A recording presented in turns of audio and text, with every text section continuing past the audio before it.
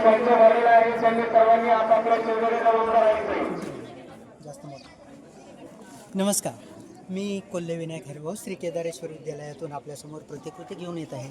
खेळातून शिकूचा या ठिकाणी या जिल्हा विज्ञान प्रदर्शनाच्या निमित्तानं विज्ञान प्रदर्शनामध्ये क्रीडा महोत्सव साजरा करतो आणि त्या ठिकाणी असलेलं मॉडेल ज्यामध्ये खेळातून शिकूचा विज्ञानातली एक संकल्पना जे पदार्थ बनलेला आहे मूलद्रव्यांपासून, तर तिथपासून तर अगदी मोठ्या वर्गामध्ये स्पर्धा परीक्षांना सामोरा जाणारा विद्यार्थी कसा तयार होईल यासाठी मांडलेली ही प्रतिकृती. तर या संपूर्ण मॉडेलचं सार मी अगदी एका छोट्याशा कवितेतून आपल्यासमोर सादर चला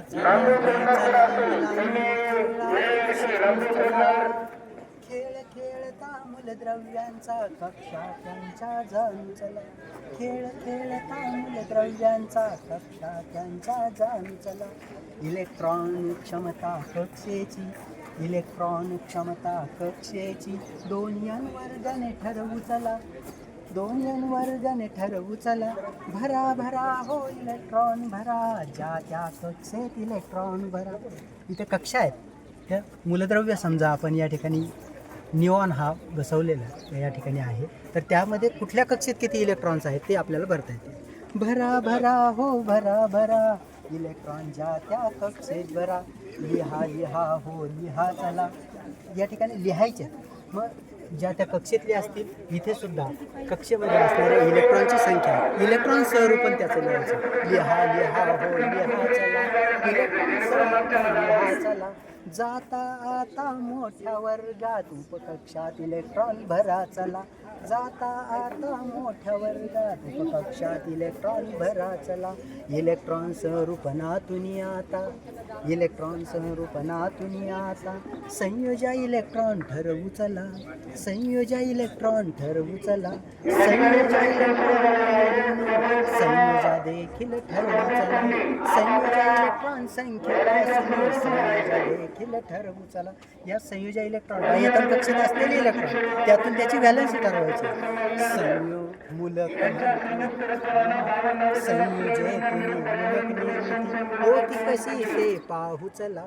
संयोजयतून मूलक निर्मिती होती कशी ते पाहू चला.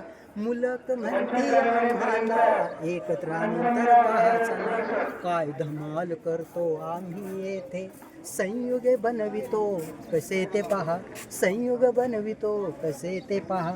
खेळ खेळता विज्ञानाचा, खेळ खेळता विज्ञानाचा आनंद घेतो मैदानाचा.